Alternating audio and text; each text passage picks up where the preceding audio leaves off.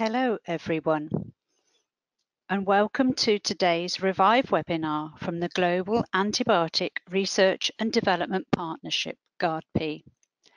I am Laura Piddock, and I will be hosting and moderating this webinar on converting gram-positive only compounds into broad-spectrum antibiotics.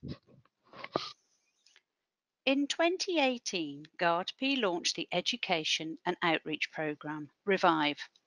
Revive aims to connect and support the antimicrobial research and development community by facilitating learning, sharing knowledge, and connecting people. These webinars are part of our educational activities. All webinars are recorded in full and can be viewed after the live broadcast on our website, revive.gardp.org/webinars. Please visit the Revive website to stay up to date with information about future webinars, watch recordings of previous webinars, and to find information about our other activities, such as our blog on antimicrobial resistance related topics. As usual, today's presentation will be followed by a question and answer session. You can submit your questions at any time during the webinar via the questions window in your webinar control panel as shown on this slide. We will address these questions after the presentation and do our best to respond to as many as possible. Today's speaker is Paul Hergenrother, Kenneth L. Rinehart Endowed Chair in Natural Products Chemistry at the University of Illinois in the United States. Professor Hergenrother has been a full professor at the University of Illinois since 2010 and was named the Kenneth L. Rinehart Endowed Chair in Natural Products Chemistry in 2013. His group seeks to use small molecules to identify and validate novel targets for the treatment of intractable diseases, including cancer and multi-drug resistant bacteria. He is the co-founder and chief scientific officer of Vanquish Oncology, and an anti-cancer compound discovered by his lab is now being taken by cancer patients in multiple clinical trials. Paul has received numerous awards, including the Alfred P. Sloan Foundation Fellowship, the GlaxoSmithKline Chemistry Scholar Award, and the American Chemical Society David Robertson Award for Excellence in Medicinal Chemistry. He has also been named an American Cancer Society Research Scholar and one of the top innovators under the age of 35 by Technology Review magazine. Paul has served and currently serves on the editorial and advisory board for multiple journals such as ACS Central Science, Current Opinion in Chemical Biology, Journal of Medicinal Chemistry, Organic Reactions, and Chem Biochem. Welcome, Paul. Please would you start your presentation?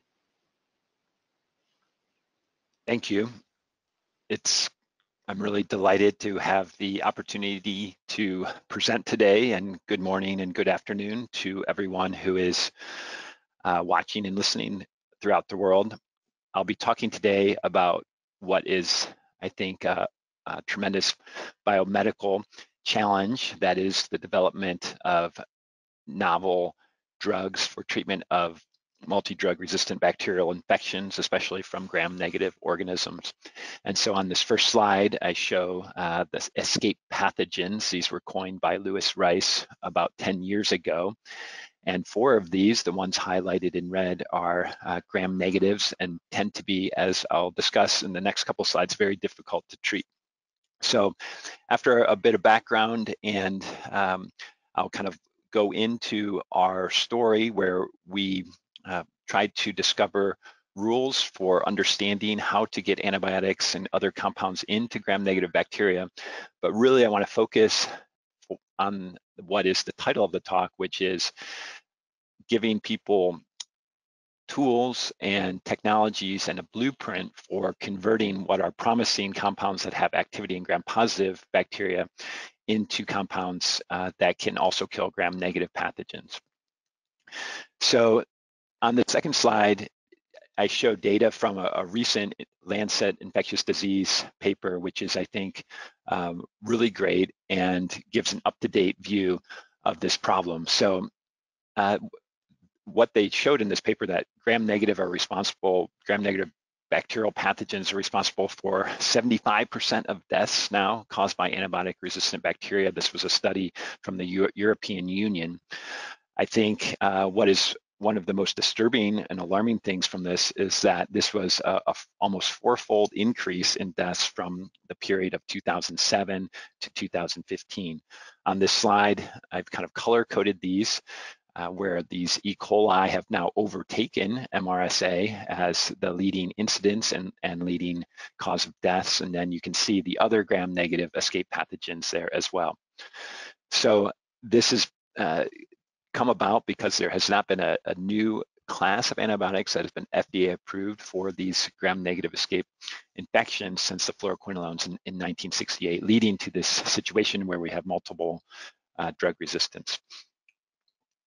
So why are these bacteria so hard to kill? This is shown on this slide, where in contrast to gram-positive bacteria, there's an additional barrier on gram-negatives composed of this lipopolysaccharide. So this is lipid A with the tightly packed alkyl chains and the oligosaccharide. Both of these serve to repel small molecules and make it very, very challenging for compounds to get in through passive diffusion. Typically, if compounds do get in through passive diffusion, this will be quite slowly, and they will be rapidly pumped out by efflux pumps, which are quite promiscuous. To get in and accumulate, compounds typically need to go through the porin channels, and that's depicted here. Compounds that go through porins can get in rapidly and then ultimately engage with their cellular target and kill these pathogens. So this then leads to the logical conclusion that to accumulate, that is to get in and to stay in gram-negative bacteria, these small molecules, these antibiotic candidates, antibiotics, must cross the outer membrane and faster and get through to their target faster than they are pumped out. So the challenges of this have been really well documented, and it's great that our industrial colleagues have published on the negative results, and there's been a lot written on this, and I just pull a few selected examples here from GlaxoSmithKline, AstraZeneca, and Merck, where they detail the screening of millions of compounds. These are in a variety of different screens, a lot of cell-based screens, some biochemical screens. Basically, the conclusion is that the no tractable hits were discovered from these screens for gram-negative bacteria. So clearly, the kind of screening of large commercially available type compound collections has not been fruitful. So it's also well documented, and this review by Ruben Tomasi and others have written about this, that most antibiotic projects are stopped because of this compound accumulation problem. So there's numerous examples of this. I just go through 4 here, where it's actually medicinal chemists are quite good at optimizing in vitro activity. So here's a MIR-C inhibitor, a 1,000-fold optimization of potency in biochemical experiments, but this compound still has no efficacy against E. coli. This is a DNA ligase inhibitor, and again, a compound that was optimized tremendously for its biochemical potency, but again has no efficacy in E. coli. ACCC inhibitors, same story, optimization against the biochemical target, but no whole cell activity. And so this led to these authors and others to make the conclusions that most of these antibiotic drug development projects fail due to lack of drug accumulation. I think the good news that has come out from this is there's actually a lot of what I'm terming gram-positive only compounds. So compounds that kill gram-positive bacteria, and we'll get to more of these as we go through, but here I show 7 of them, and as you can see, they have a spectrum of structures from natural product structures, deoxynibomycin, fusidic acid. Fusidic acid is approved in countries outside the US, 21 million prescriptions a year, to synthetic compounds like the rest of these shown here, linezolid, also an approved drug. Many of these compounds hit really interesting biochemical targets that are untapped so far with our approved drugs. The other really interesting thing about these and other gram-positive only compounds is almost all of these will kill gram-negative bacteria if they could get into the bacteria. So all of these targets are tractable and lethal in gram-negatives. These compounds simply don't get in and thus have no efficacy in gram-negative pathogens. So lots of people have thought about this gram-negative accumulation barrier and different ways that one might overcome this. And there's been a lot of really creative approaches to this problem in the field. And I highlight 3 of them here. This is inhibition of efflux pumps. So these are these multi-drug resistant efflux pumps that I mentioned earlier. There are inhibitors of this. In principle, inhibiting these efflux pumps with a non-toxic compound can potentiate a gram-positive only drug. There are compounds like the one I show here that can enable gram-positive only compounds to get in to gram-negative pathogens. And then there's kind of the Trojan horse approach where one can connect antibiotics to some other moiety, say something involved in iron chelation and sequestration and uptake, and co-opt those mechanisms in bacteria to get an antibiotic in through those pathways. And I think these are all really promising approaches, and all are moving towards the clinic, and there are companies based around all of these. What I'll be talking about today is something that I think is distinct and complementary to those, and that is tuning the physicochemical properties of the antibiotic itself. So making strategic alterations to the antibiotic structure to enable that compound to then get in. And this leverages discoveries that I'll talk about that we term the entry rules, which provide guidelines for what types of traits a compound should have to get into a gram-negative pathogen. And I'll talk about a couple success stories from our own work and some other examples. Okay, so what we're really trying to do is do something similar to what's been done by medicinal chemists for optimizing, say, solubility or pharmacokinetic properties. So medicinal chemists are quite good at improving solubility, and there is a knowledge base around what one needs to do to a compound to make it more soluble, say, in aqueous solution. So you can disrupt planarity, increase the fraction sp3, decrease molecular weight, decrease hydrophilicity. So for example, here there's a compound that has low aqueous solubility.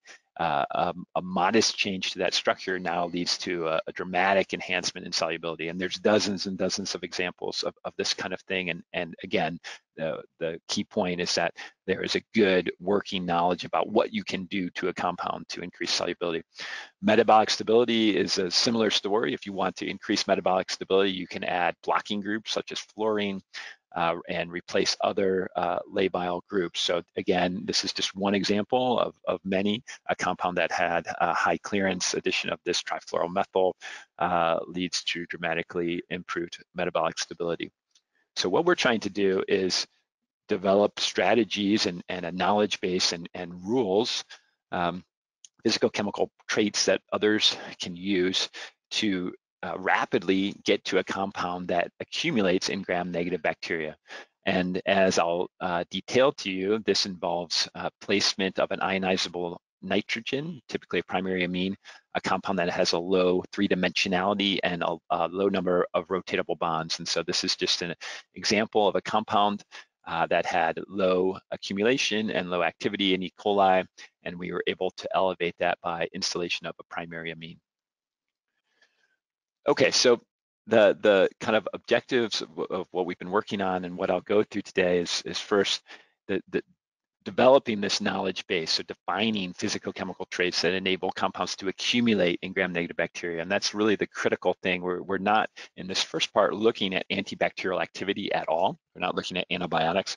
We're simply asking, does a compound accumulate or not? And then from that descriptor, that binary classification, accumulation or not, then developing these guidelines, these physicochemical traits.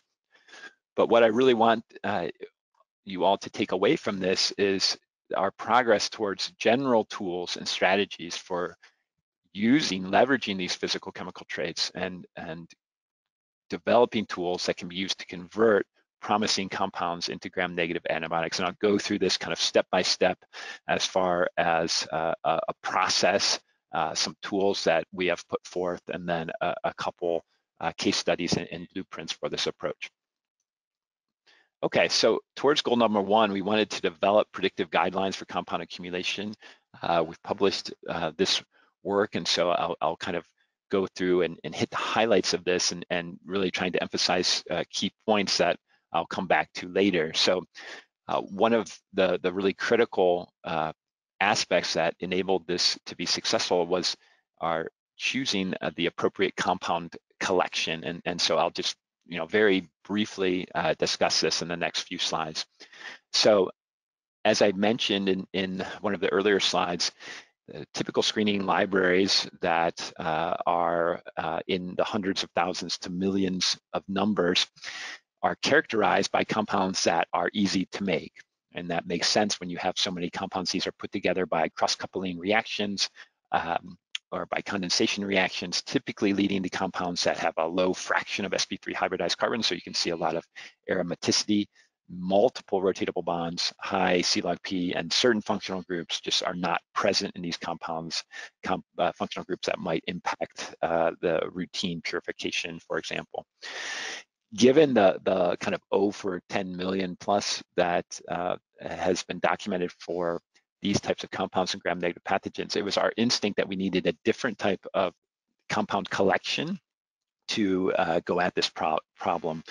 And also our instinct that we needed something that was more natural product-like. And these have different features, more rigid ring systems, lower C log P, and greater range of functional groups. Of course, the challenge is that these synthetic compounds are pretty easy to come by.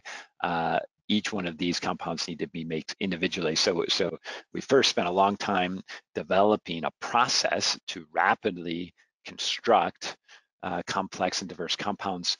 By constructing those, then when we have compounds that accumulate, we can systematically delete functional groups and really understand the relationship between functional groups and accumulation.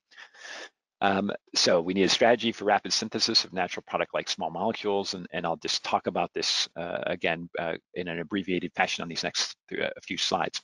So what we've chosen to do is take readily available natural products and apply strategically the strategic application of organic chemistry, typically in 5 steps or fewer, to these compounds. So we're making compounds now that have different ring systems and are different from their other compounds and from the parent natural product.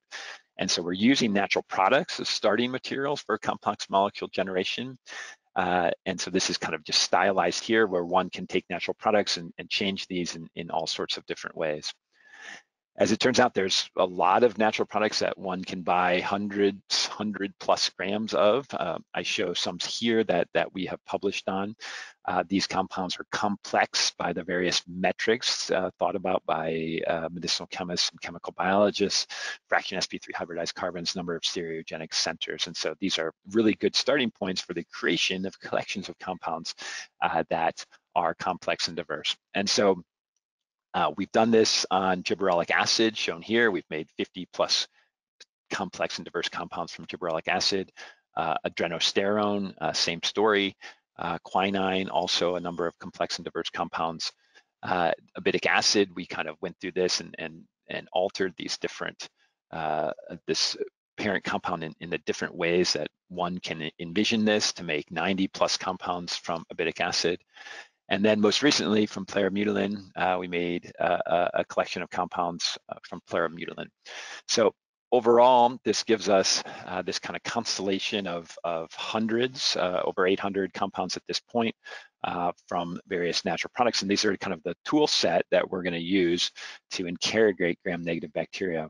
We make these on typically 25 plus milligram scale, 95+% purity, and we have all of these compounds ready to go, and we send these compounds to collaborators all over the world for screening in their own assays. So contact me if you're interested in screening these compounds.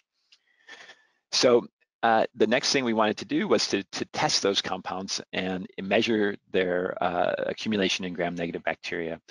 And so our friends that were until recently at Novartis have published a nice review on this topic of measuring small molecule accumulation in gram-negative bacteria.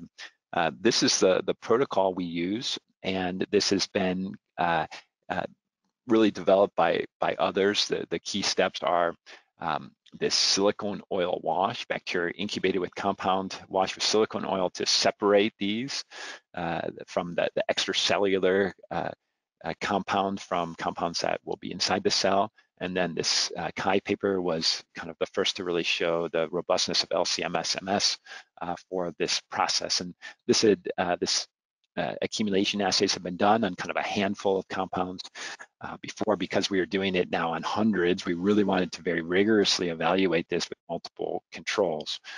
So for example, we can look at low accumulating compounds or compounds that are covalently modified, and we pull down with the pellet. These indeed are compounds that have no gram-negative activity and expected to be low accumulating, indeed are. Compounds that are active against E. coli and expected to accumulate, indeed do. We also did controls around isogenic strains where we have deletion of porins. This one would expect the accumulation to go down. Indeed, it does. We've also done basically functionally the opposite experiment where you can potentiate with colistin and see accumulation go up. We've also worked with efflux pump knockout strains, and I'll show this on this next slide. So this experiment I really like because it shows that we can do accumulation over time, so get some sense of the kinetics, but also shows that efflux pumps are operational in this accumulation experiment. And so here we have the parent strain, and a compound like novabiocin has no real accumulation, but when efflux pumps are knocked out, now you do see accumulation. These experiments we typically do under conditions that are called unenergized, but we can run this under energized conditions and we get something similar. Under those conditions, we can see efflux pumps are even more active. We've seen analogous results with other gram-positive only compounds. Okay, so satisfied that this was all in place as far as controls, we've then looked at accumulation of these compounds kind of en masse. And here are the low accumulating controls, high accumulating controls, and initially we assessed 100 compounds. These are compounds of various charge states, as shown here: neutral compounds, negatively charged compounds, or positively charged compounds. And kind of the results are pretty stark in that neutral compounds basically have no accumulation. Negatively charged compounds, even compounds with high polarity as measured by C log D, which one might expect to accumulate, do not. But we began to see accumulation in positively charged compounds. So these are amines. Typically, these are primary amines, but as you can see, not all amines accumulate. So we dove into this deeper and acquired or synthesized multiple primary amines. And we can do this and kind of look systematically at the influence of a primary amine on accumulation. So for this gibberellic acid-derived compound, we have the amine, which is a high accumulator, and then the carboxylic acid or the methyl ester has no appreciable accumulation. For this isomannide derivative, the amine again has high accumulation, and the azide and alcohol precursors have no appreciable accumulation. So, even when we go to things like alkylated amines, that seems to have a very dramatic effect on accumulation. So a monomethyl or dimethyl, and of course the amides do not accumulate. There are situations where, and we can get to this at the end, other types of ionizable nitrogens, in some cases methylamines will accumulate, but in our hands, primary amines are almost always the best. Okay, so at this point, we evaluated other primary amine containing compounds. This was over 60 different compounds for their ability to accumulate. And we had basically a distribution between accumulators and non-accumulators. And at this point, we engaged with a chemoinformatics platform to really study this. So we looked at the accumulators and the non-accumulators using a program Mo. We can calculate close to 300 physicochemical features of these compounds, and then run these through a random forest prediction model. Basically, this is looking for molecular traits that are correlated with either accumulation or non-accumulation. And from this, we see that we get top physicochemical properties in addition to the presence of the primary amine. This is flexibility, which we easily can quantify by numbers of rotatable bonds, and three-dimensionality or globularity metric. This globularity metric is really an interesting one. I think it's conceptually most simple to visualize this on the spectrum from benzene, a flat compound, to adamantane, a three-dimensional compound. So this represents the extremes of this. Compounds like this that have a low globularity and a primary amine are high accumulators. Compounds like this in our collection, a xanomanine-derived compound, high globularity, does not accumulate even though it has a primary amine. And we've done the different analyses where we can make compounds that have high three-dimensionality and low three-dimensionality and show their different accumulation. Flexibility is quite easy to think about and assess. Here we have a compound that has a low number of rotatable bonds. This is a high accumulator. And then when we go to a compound that has a high number of rotatable bonds, this is a low accumulator. And so kind of putting this all together, compounds that are in this lower left quadrant tend to be high accumulators, and we have codified this as the entry rules for ionizable nitrogen, with primary amines being the best, low three-dimensionality, and low numbers of rotatable bonds. So looking back at antibiotics, the collections of antibiotics that have been published by others, when we look at antibiotics with ionizable nitrogens, those that are active against gram-negative pathogens tend to clump in this lower region, which also kind of validates our independent and unbiased findings with this accumulation assay. We've done a lot of work, and you can see it in our paper, to try to understand the role of the primary amine engaging with the porin, both through different biochemical studies, but also through molecular dynamics simulations.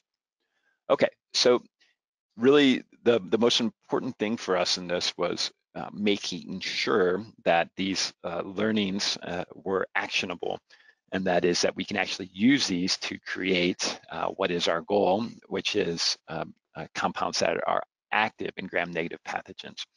And so I'm going to kind of go through this process that we have now used in our lab, has been successful a number of times. And it's a three-step process around compound selection, and then really understanding the structure-activity relationship and target engagement of the compound, and then application of the entry rules to that compound to create versions that now accumulate in gram-negative bacteria and kill those bacteria.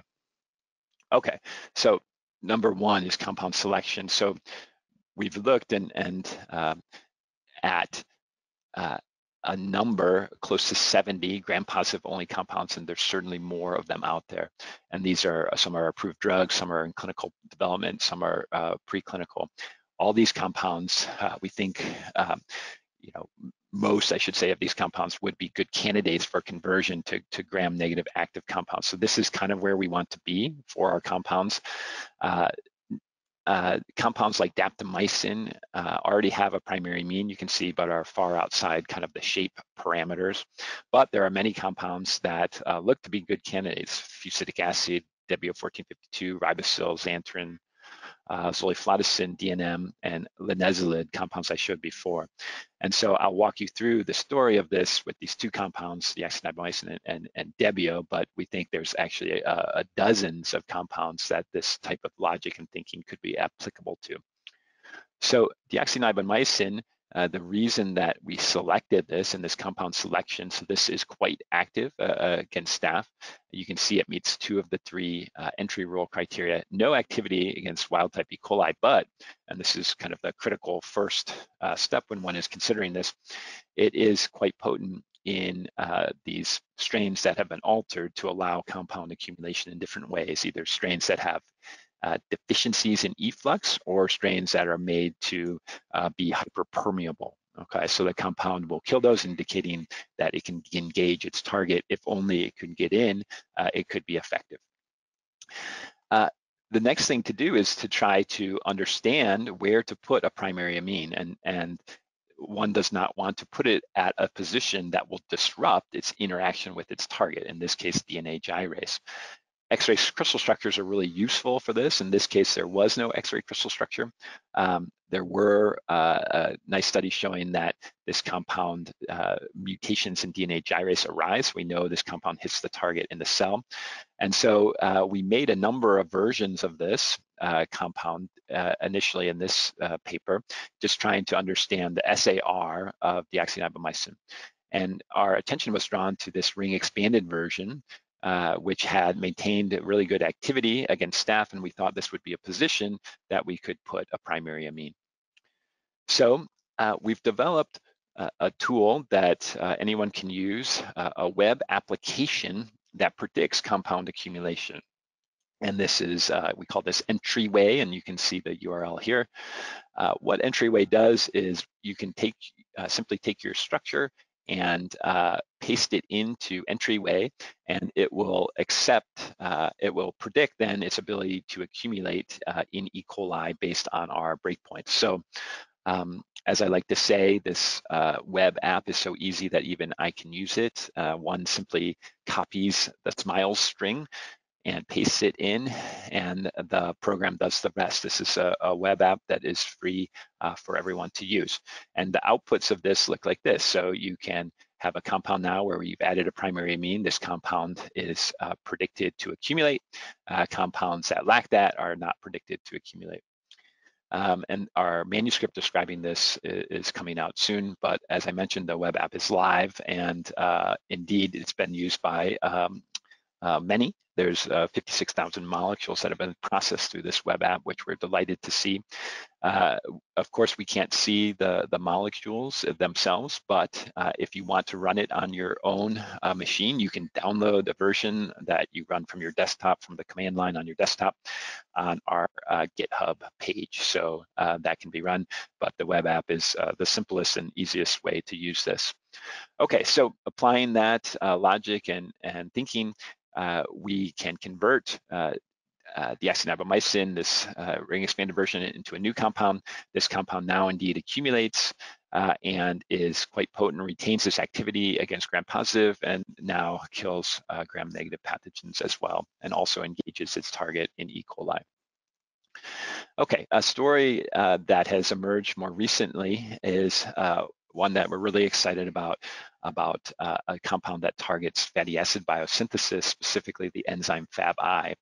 Fabl is an enzyme that catalyzes this olefin, this reduction of this double bond, critical process in the biosynthesis of fatty acids, cannot be circumvented by uptake in gram-negative pathogens. These go on to phospholipids, lipid A, etc. In the WHO critical priority pathogens,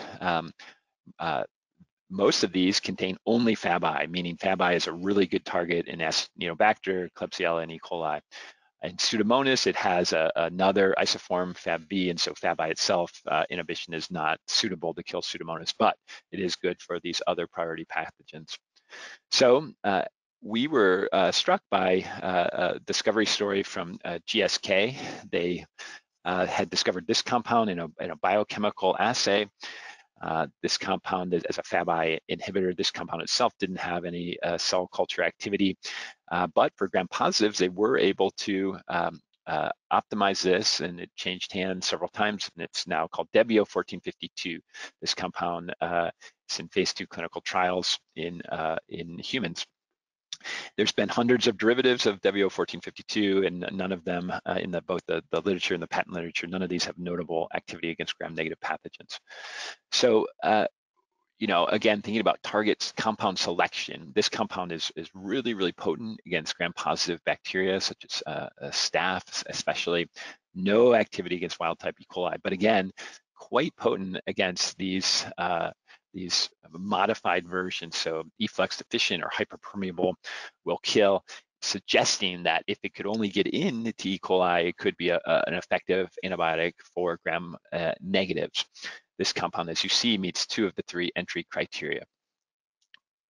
In this case, fortunately, there is an X-ray crystal structure which we were able to look at and really get some understanding of how to alter this compound. So that structure is shown here. Regions of solvent exposure are indicated on this plot, and we were attracted to that particular position. This is the X-ray structure of the parent compound in teal, and then in darker blue is our design compound.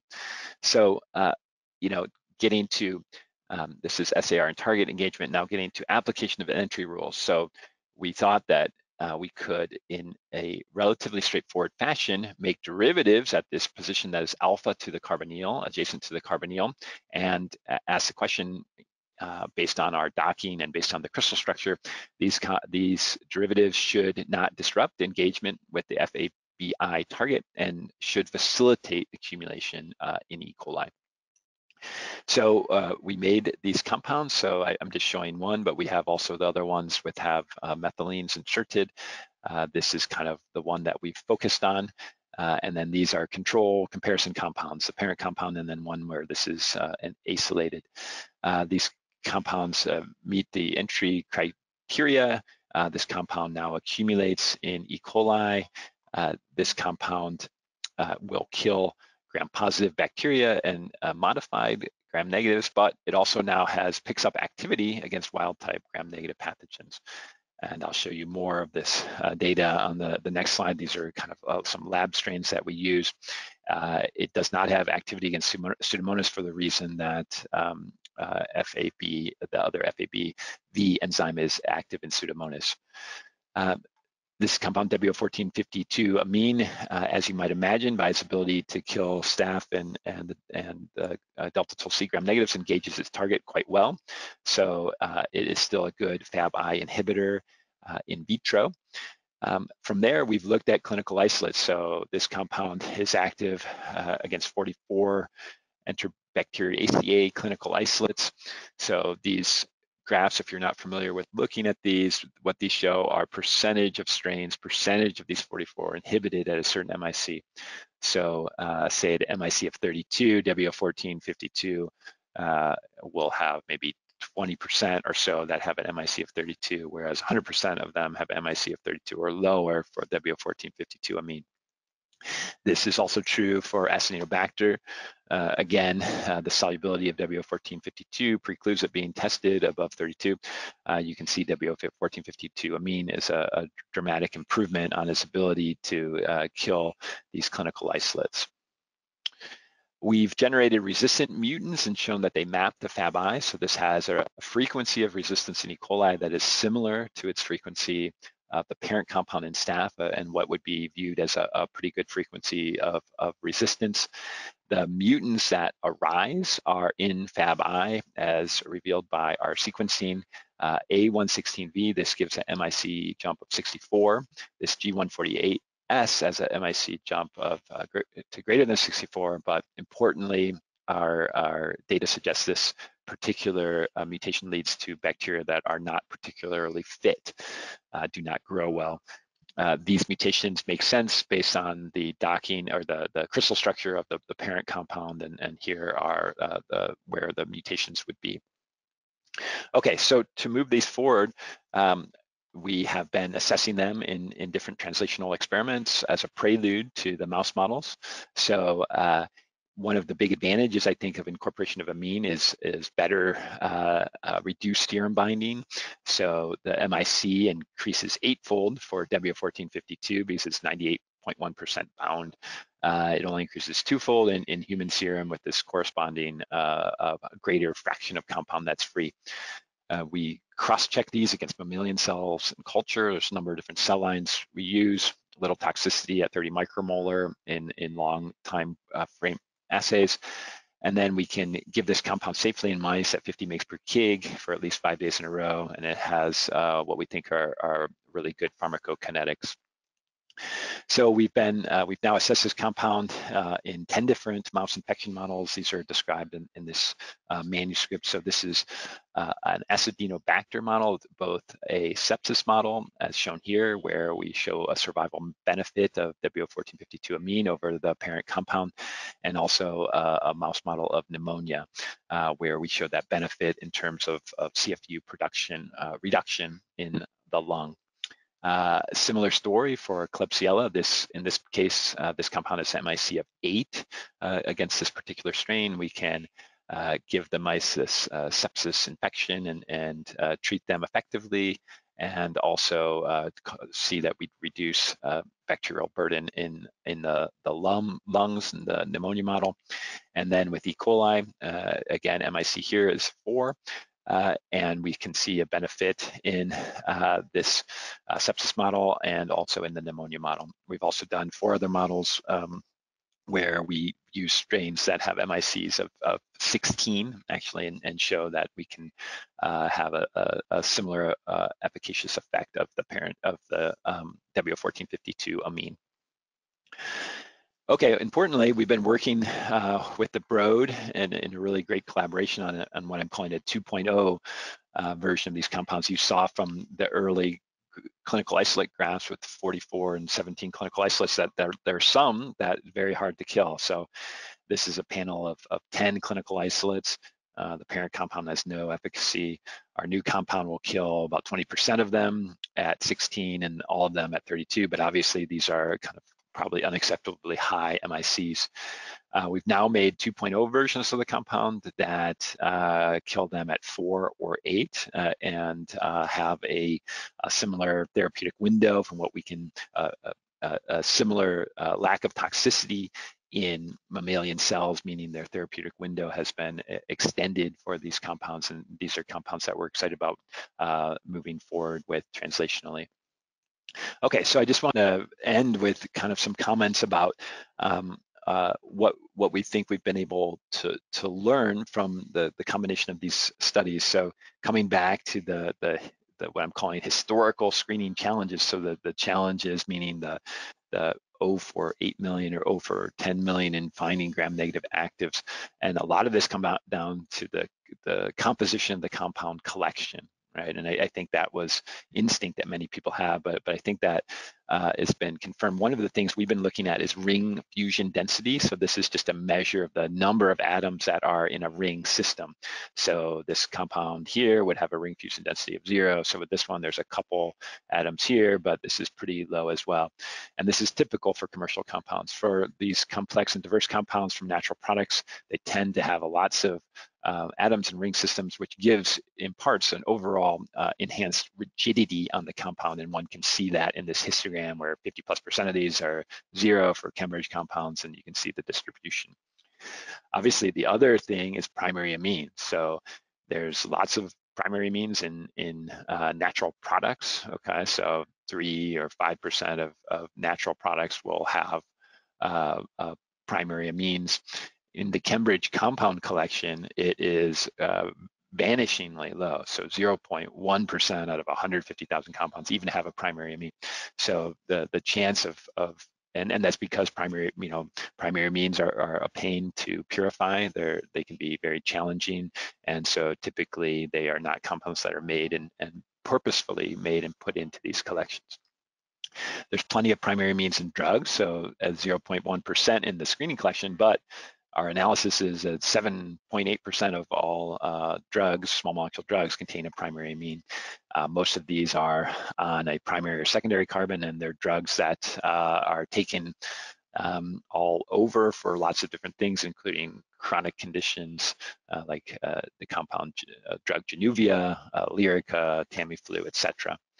Plenty of primary amines in antibiotics. We've kind of reviewed this. There's a lot of antibiotics that contain primary amines and compounds that have been taken safely by humans, and so antibiotics are typically taken at higher doses than other drug classes, but all of these compounds that I show here have been taken by humans or are in either as approved drugs or in clinical trials, so a beta-lactamase inhibitor, and are safe. So there's nothing inherently wrong with primary amines. Of course, any compound needs to have a full tox profile assessed, and there's liabilities with primary amines just like there are with other functional groups.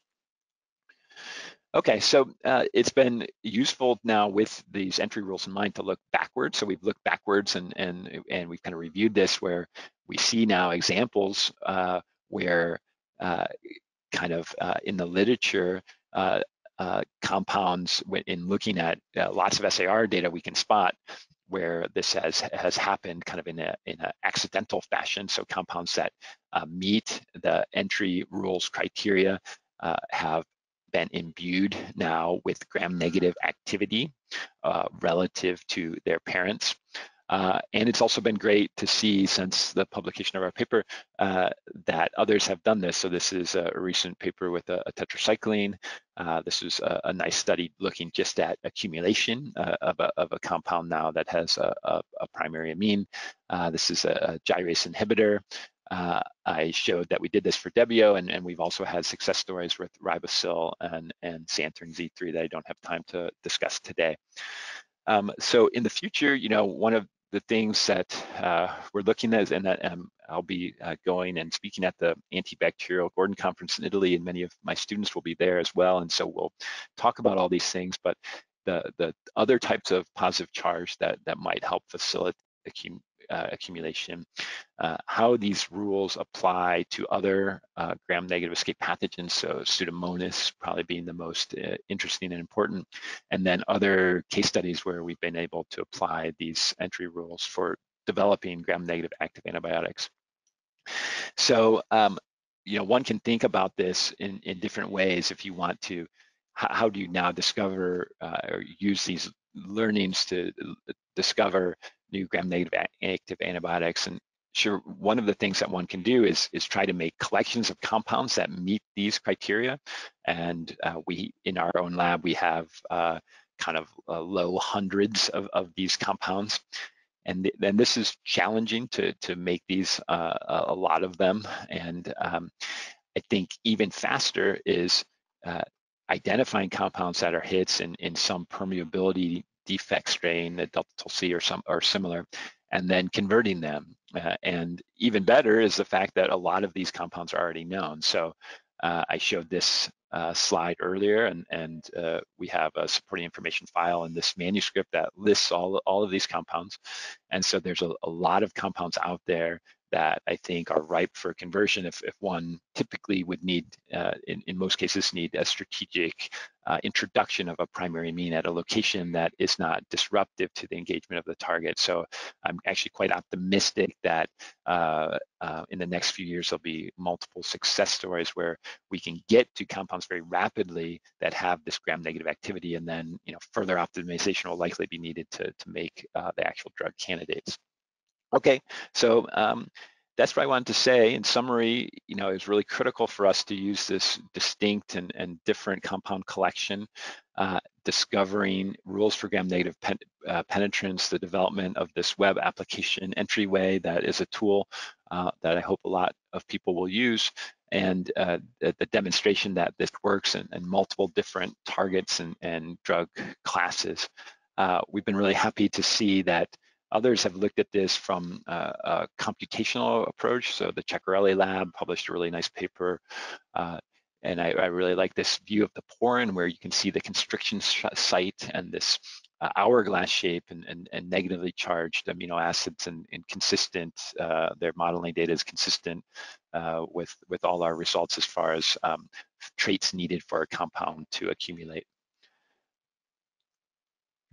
So that's what I wanted to say. I wanted to thank my group for a lot of hard work on this. Dr. Erica Parker has really taken the lead on the Fabl story.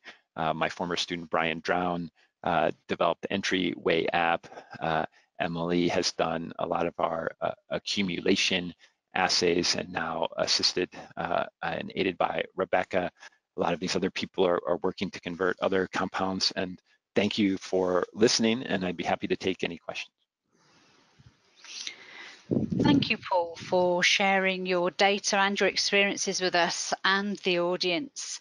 We will now start the question and answer session. As a quick reminder to the audience, please send your questions via the questions window on your webinar control panel, and we will do our best to respond to as many questions as possible in the time remaining for this webinar.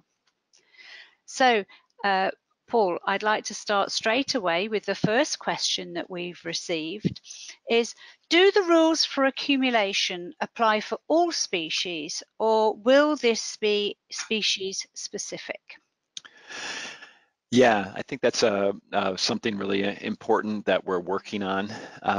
My answer would be that it seems that Pseudomonas is different, okay? But I think the other gram-negative ESKAPE pathogens, typically when we've seen accumulation and antibacterial activity in E. coli, we've also been able to see it in Acinetobacter and Enterobacteria, Assay, Klebsiella. So I think that it seems like there's definitely substantial overlap with those three ESKAPE pathogens and their rules. Pseudomonas, certainly these seem to help. We have examples where we get accumulation in Pseudomonas with these types of compounds. We've kind of redone this whole first part, the unbiased accumulation study in Pseudomonas, and are trying to get a really understanding of what traits might be different and what we need to get even more accumulation in Pseudomonas, because it is harder. But yes, in general, compounds that get into E. coli will get into the other ones, with the exception of Pseudomonas. Thank you.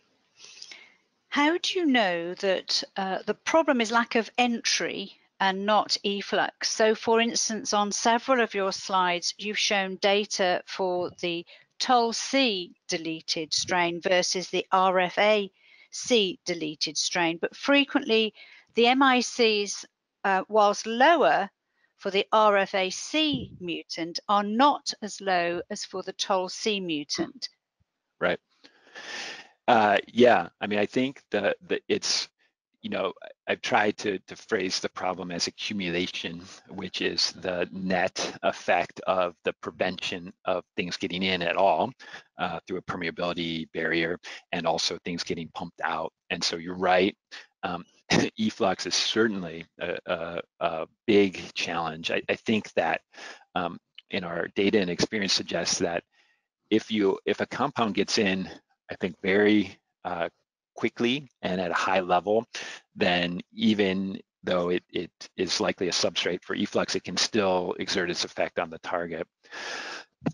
If a compound never gets in at all, of course, unless it has some kind of extracellular target, but in general, if a compound never gets in at all, it's not going to be able to kill. So I do think that these guidelines and rules really are aiding in the entry and not so much in the evasion of efflux. So I think taking this to the next level, or a next level, would be kind of the purposeful design out of efflux. As you well know, as a leader in that area, it's quite challenging, right? But there have been some examples where there's been redesign of antibiotics to make them no longer efflux substrates. The generalization of that has not happened, but the short answer to your question is they're both important, right? You have to get things in, and I do think if you get them in, they can still be efflux substrates and be effective, but they'll be much more effective if the one can reduce the propensity for being effluxed. Thank you. I've received two technical questions from different people. The first is the LC-MS assay for compound accumulation published? Yes. Yep. So it's published in our 2017 paper, and then there's kind of a more detailed historical description of it in that 2019 review, and then there's even more details that are in our forthcoming manuscript in Nature Microbiology, which should be out in the next couple of weeks. Of course, I'm happy to send those details to anyone. Thank you. And the next technical question is, how does one calculate globularity? Right. So, so if the question is, if a user wants to know the globularity of their compound, the easiest way is to use the Entryway app. It will calculate that for you. So if I'm not sure if that is the question, and just kind of in a practical sense is like, hey, I want to know globularity of my compound, I would encourage them to go to www.entry-way.org. It's a free web app where you can upload the structure, and it will give you the value for globularity. We basically, my student Brian redid the algorithm for globularity that was proprietary and put it into this open source format. Thank you. Another technical related question is indetermination of compound concentrations in bacteria using silicon oil. This questioner feels that may cause false results, as some compounds may bind to cell wall material and may mislead, indicating false high concentrations of some compounds. Sure. Yeah, so that, and again, we discussed that in our 2017 paper, and that was our big concern going into that experiment. And our own sense was that the validation of that assay and use of silicon oil has been done by many, but we really wanted to validate it ourselves. And so with rigorous controls, and I went through some of those at the beginning of the talk, for example, and it's in our 2017 manuscript, for example, the potentiation experiment, right? If you co-treat with colistin, you see increase in accumulation of compounds that are otherwise low accumulators. That is not something that you would expect if something was simply sticking to the membrane. Same can be said with the reverse experiment with the porin knockouts. Same can be said with that accumulation over time experiment that we did with the Toll-C deletion, right? So where we showed that Toll-C deletion, you see a marked accumulation over time, whereas for gram-positive only compounds, whereas you don't see that for the wild type. So there's really not evidence to suggest that there is sticking to the membrane. And then, of course, obviously, we're also getting antibacterial activity via engagement of targets that are in the cytoplasm. Thank you. So I've got quite a long question for you next, so I'll read it out, and hopefully I won't need to repeat much of it, but here we go. When you add a primary amine to a gram-positive antibiotic, you change two things: target potency and penetration. It may be possible to have some idea how the target potency may change, but not necessarily how much the penetration will change. In your experience, does the addition of an amino substituent always improve penetration, or just occasionally improve penetration, or is the situation somewhere in between? Yeah, I think I understand that question. I think it's according to the entry rules. So if you put a primary amine on a compound with lots of rotatable bonds and high globularity, then no, that does not improve accumulation. So I think the primary amine is the most important of those three components, but our experience is that you really need to, it's best to have all three. So assuming that the globularity and rotatable bonds are where one wants them to be below those breakpoints that I gave in the talk and in our papers, then yes, addition of a primary amine typically, I would say almost always in our experience, and maybe dozens of cases now, improves accumulation. Okay, so the answer to that question would be yes, if provided the shape parameters are in place. Now, with respect to target engagement, of course, as I tried to kind of really hammer on in this talk, that is case specific, right? So how the compound binds to its target is different, say, for this gyrase inhibitor I talked about versus the Fabl inhibitor. There are many times on a compound where you can put a primary amine on a position that will be innocuous with respect to target engagement, okay? And that's a great situation because now you allow the compound to engage with its target, but the amine will also enable it to get in. There could be fortuitous cases where the primary amine actually improves engagement, and then there can be deleterious cases. And certainly we've seen that if you put a primary amine on in a place where there's a hydrophobic pocket, for example, that's going to be deleterious, and you're not going to get an active compound, even a compound that would no longer kill staph, say. So anyways, I hope that answers the question. Thank you. A somewhat related question is, does the addition of the primary amine to a compound increase the risk for resistance development through the alteration of porins? I don't know.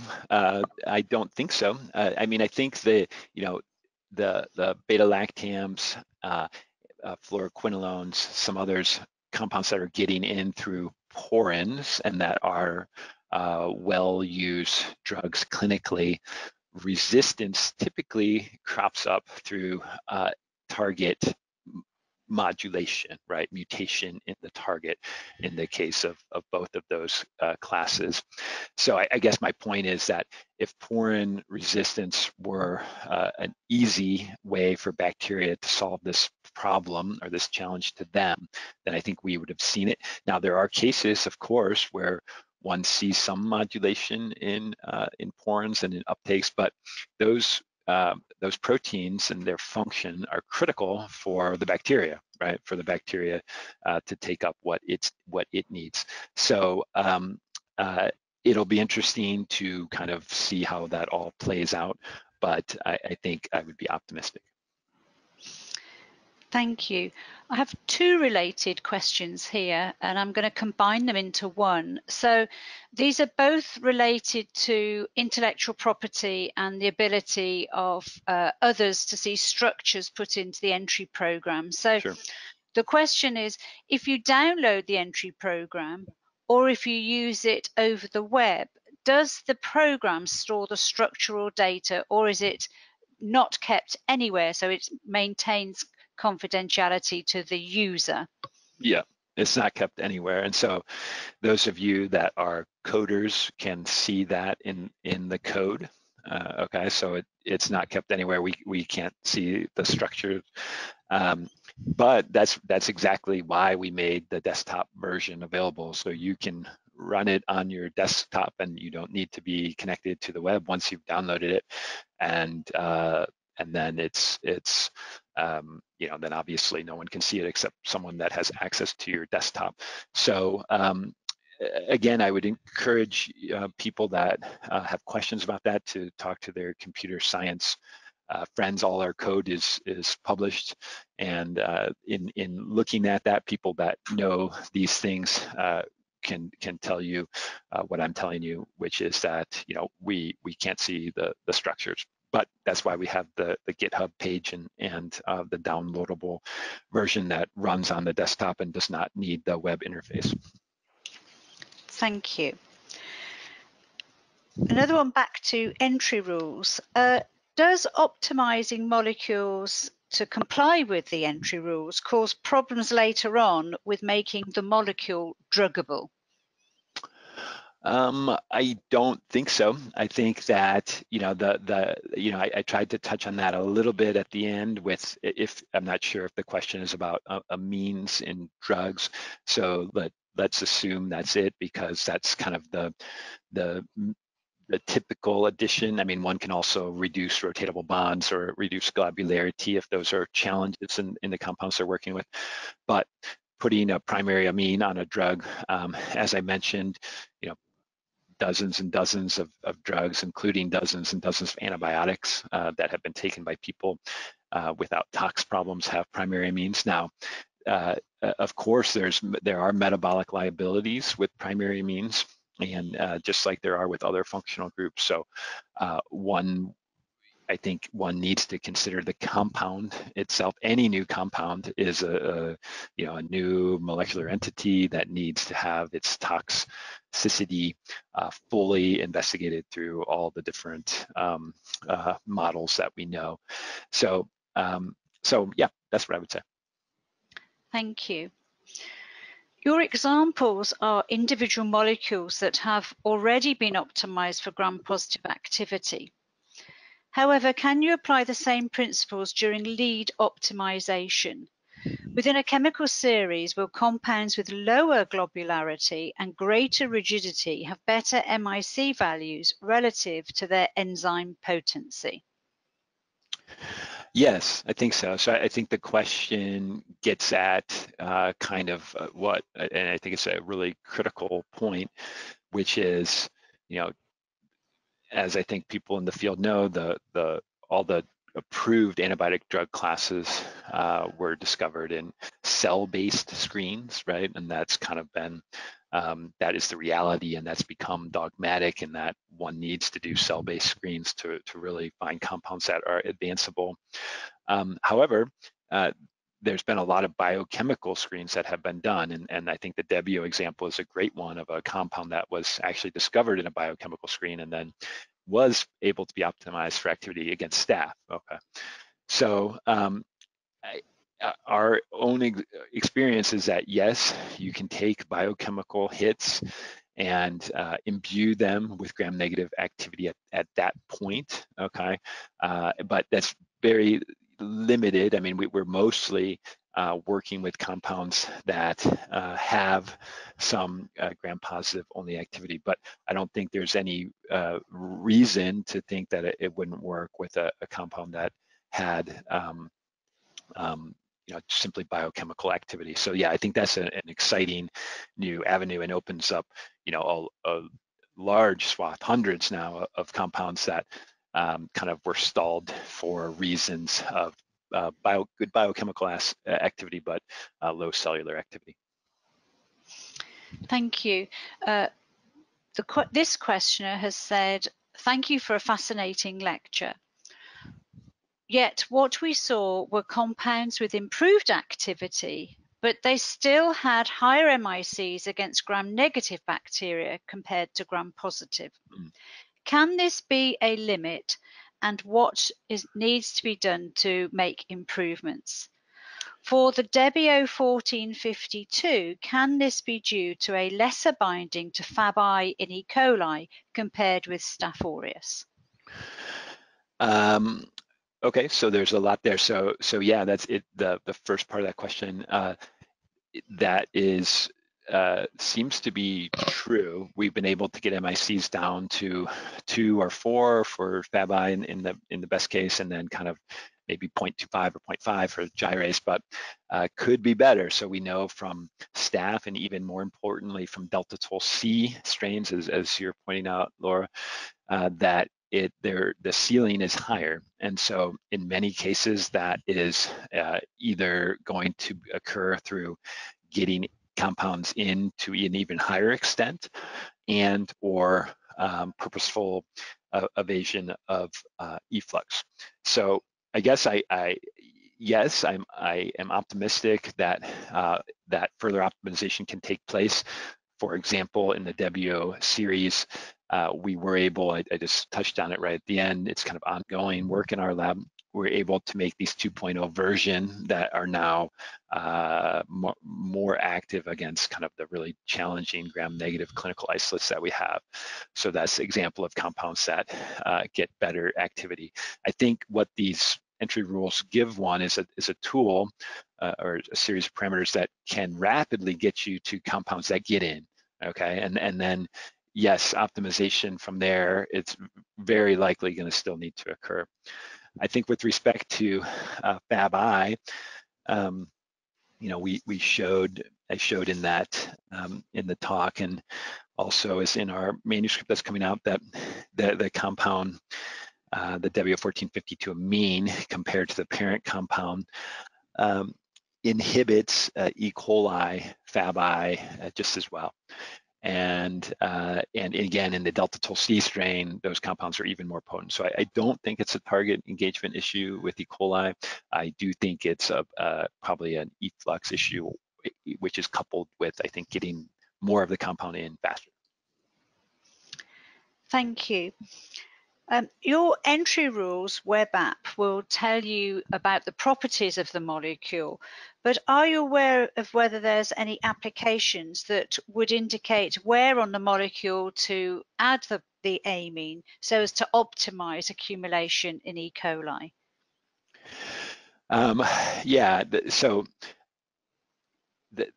the position, if you're just looking to optimize to enhance accumulation, our experience has been typically where you put the amine doesn't really matter. Okay, if you're just looking to get something in more. So we've had a few cases where we've put an amines at different primary amine on one part of the molecule, then a separate compound as a primary amine on a different part of the molecule.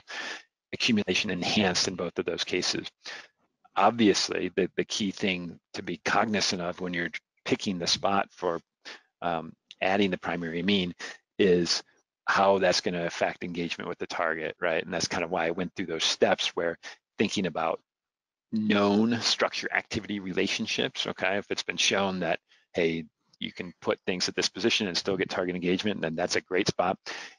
Coupled also ideally with X-ray crystal structures. So X-ray structures, if you have an X-ray structure of the compound bound to its target, then that's a great way. Then one can dock in the putative new compounds, and that can help guide. In our forthcoming paper, we for those 70 or so compounds in that figure, we detail for each if they have SAR and X-ray crystal structure data, and many of them do. So yeah, that's what I would say. Thank you. How do the flexibility criteria relate to macrocycles?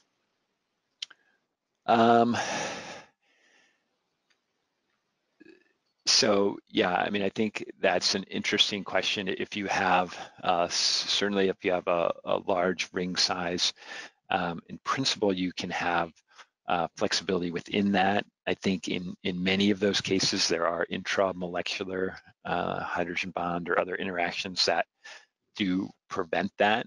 So in the program, those are not counted as rotatable bonds.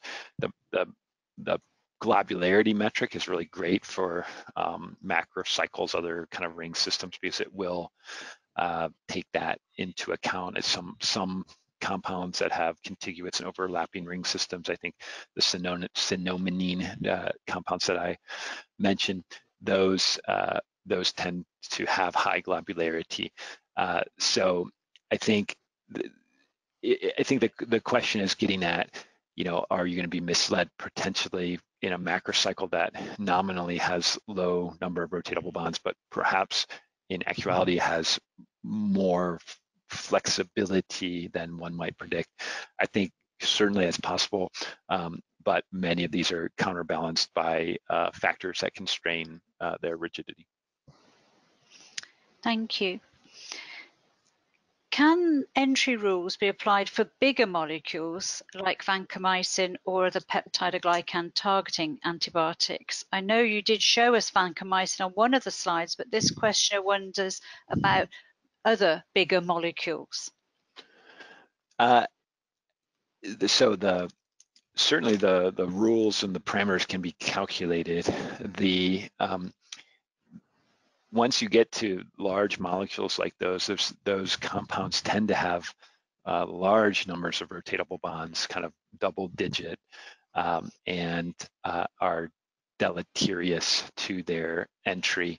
And daptomycin was a kind of in that same category where it has primary amine, but its shape parameters are such that it's, I think, not going to be a compound that you're going to get in via this approach, right?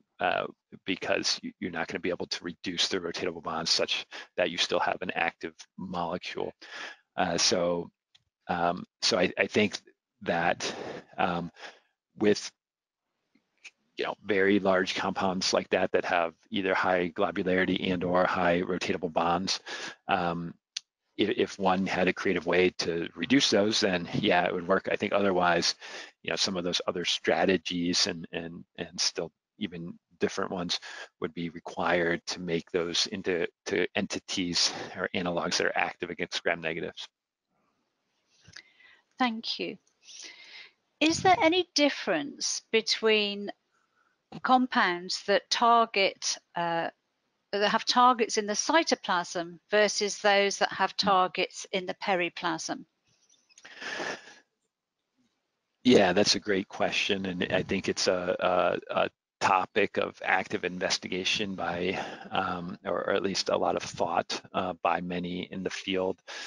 I think there is a thought out there that, I think Lynn Silver and others have put forth that there could be orthogonal sieving properties between the parameters that enable getting in through the first membrane and the second membrane. So I think, careful study needs to be done on that and kind of carefully comparing different compounds and where they end up. In practice, it's challenging to know where a compound is inside the cell, and there have been some nice papers recently where you can incubate bacteria with compounds and then separate the membranes, separate the cytoplasm, and then do LCM SMS, right? So there are very detailed protocols that are kind of applicable on a handful of compound basis that can be used to study that. I think our experience has been that with now something just south of 10 different biological targets, all of which are in the cytoplasm, or almost all anyways, that the compounds that meet these entry criteria will get to those targets. Okay, so I think as a practical matter, the kind of lessons we've learned and tools we've developed can enable one to get their compounds into the cytoplasm. I think it's a really interesting question, though, about in kind of a more general sense. Yeah. Thank you. Many antibiotics with primary amines seem to accumulate in mammalian cells and result in nephrotoxicity after repeated dosing in toxicity studies. Please can you comment on how your compound, e.g. Debio, with a primary amine, might be different in terms of nephrotoxicity in vivo? So, typically nephrotoxicity is a trait that is associated with compounds that have multiple amines. Okay, so these are colistin aminoglycosides and their derivatives. I think that I kind of took pains to state and to show in the talk that, and it's in our 2019 review, that there's been a couple dozen antibiotics with primary amines that do not have such toxicity, right? There are not, including things like ampicillin, right? Widely taken, but also a fluoroquinolone derivative, a beta-lactamase inhibitor that's in phase 3, daptomycin, vancomycin, etc. So I would disagree that a primary amine is leading to nephrotox. I think multiple polyamines, certainly. Yep. Thank you. So the next question is an interesting one again. It's about the number of amines on a compound. So adding one amine improves the accumulation of the compound into E. coli. But what happens if you add 2, 3, or more? Yeah. So I don't know for sure is the short answer. We have in the first paper, we had a handful of examples where we had multiple amines. what I can say is that I think, you know, the related to the previous question in my answer, the thing to think about, or the possible concern in designing and building such compounds, is the nephrotoxicity. I think the mode of entry starts to change. I think one is you know, porin mediated. I think once you go maybe above 2 amines, 2 could be a gray area. Then you start to get into self-promoted pathways, such as one sees for aminoglycosides. So I do think that one can definitely enhance accumulation with multiple amines. I think that type of approach one needs to think about very carefully as to how one might apply that, and to still get active compounds, and also to avoid nephrotoxicity or other toxicity. But I think it's an interesting approach, and it's something that we're kind of actively working on in a few different ways. Yep. Thank you. I had another question about using the entry rules web application. Could Great. you just confirm, please, that it is not protected by patents and is free to use by anyone, anywhere? Yep. Oh yeah. Yep. Yeah. Like I said, there's been 56,000 compounds through dozens and dozens of different users throughout the world, just in this kind of pre-publication period. So yep, I can confirm all of that. Thank you. As more and more people apply the entry rules, is there any way, such as the Spark database, where compiling these data further supports the entry rules as becoming rules rather than guidelines? I recall early in your presentation you said they were guidelines, and then sometimes you called them rules. Thank you. Yeah, I think, of course, with more data, I think there's probably be some refinement of them. I think that, you know, that could be just a semantic thing.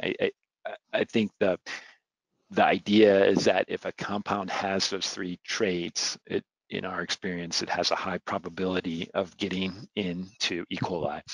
I think that there could be compounds outside of that still get in. I think there's probably some that have those that don't get in, right? So that's and I think kind of understanding those exceptions and why is kind of an important next step. But for now, I think it's been pretty useful as a actionable kind of starting point as one wants to think about developing these types of compounds. But yeah, exactly. As more compounds are made in systematic structural comparisons of compounds and their accumulation, that will only help refining what's been done. Thank you.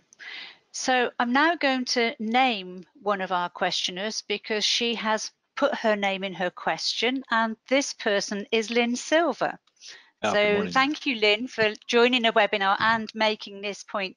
So she has said that she thinks the cytoplasm periplasm question is important, but if you start with gram-positive activity, you have attained cytoplasmic entry and generally followed Lipinski's rules. Adding the primary amine will then still allow cytoplasmic entry. If it doesn't get into gram-positive bacteria, then it will not get into the cytoplasm of gram-negative bacteria. Paul, would you like to comment on that?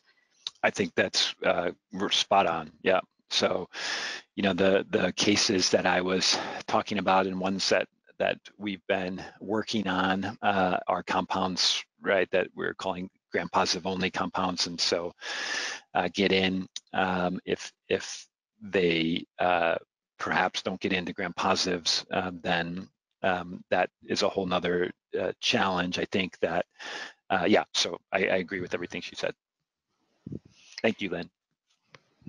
Thank you. So the next question really sort of follows on from this. So if you have a compound that doesn't look as if it gets into gram-positive bacteria and then clearly won't penetrate across the cytoplasmic membrane of gram-negative bacteria, How could you enhance that penetration? You know, I guess our own experience and from what I know of the collective experience out there, that one does not hear about the gram-positive accumulation problem that often, right? There are compounds that will not get in. In our experience, they're say pyrophosphates or compounds with lots of negative charges, and so I think, as I'm not discounting the problem, there probably are cases where people are identifying compounds in screens that don't have gram-positive activity, and in that case, our teachings don't necessarily, and I think they wouldn't apply. That's not kind of what we've been focused on. I think more commonly is that, if one does a screen of a large compound collection with staff, you get a lot of hits, right? It's the accumulation issue and problem is not nearly as acute. So I guess I would say, if you have compounds that don't get into gram-positives, I would imagine it's traced to negatively charged functional groups, but it's not something we've done a lot of experimentation on. Thank you. Coming back to porin proteins, which you've mentioned several times in your presentation, does one need to find out which porin one needs to target, and will different rules apply depending on the target porin? Yeah, I think that's really interesting and important. And kind of our expectation was that, yes, to the second part of that different rules might apply. And I guess this is most critical maybe between species like E. coli versus Acinetobacter, for example. I think within E. coli, there's kind of dominant porins in this type of bacteria that are probably clearly being engaged.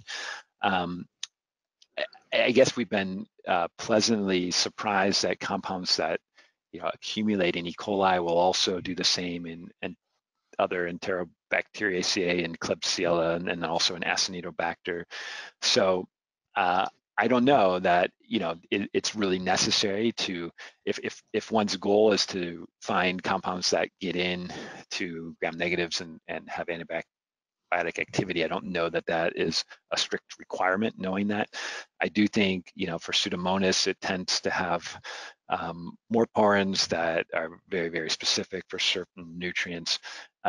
That's a different challenge, and we're really trying to understand how compounds get in. So yeah, that's what I would say. Thank you. So I think we need to finish now because time is marching on. Okay. So thank you so much, Paul, for an excellent webinar.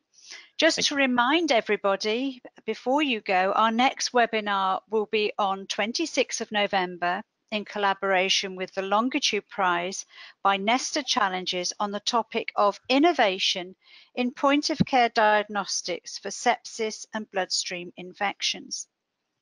Please note that this webinar will take place at 9:30 a.m. Central European Time, enabling researchers from Asia and parts of Australia, as well as the presenters, to join live. Please register on the website. We will also be announcing our 2020 webinars soon, and we hope that you will join us next year too. Please make sure to tell everyone about our webinars and encourage your colleagues to join. Once again, a final thank you to everybody for joining today, especially Paul, and for contributing to an excellent discussion. To those of you who've asked questions and that we've not been able to ask, we will try and answer them by email. As always, I hope that you have found this webinar interesting and useful to your research. Goodbye. Thank you. Bye.